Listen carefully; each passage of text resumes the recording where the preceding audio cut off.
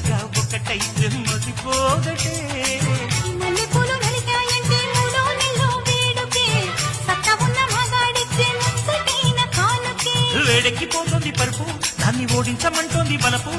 కానివ్వు అంతల పొడుగు నీడు కన్నెత్తనానికి తెలుగు కసిగా కవ్విస్తోంది నడుము నీ నడుము చూసిగా పట్టాలంటే తెలుగు ఇది తెలుగు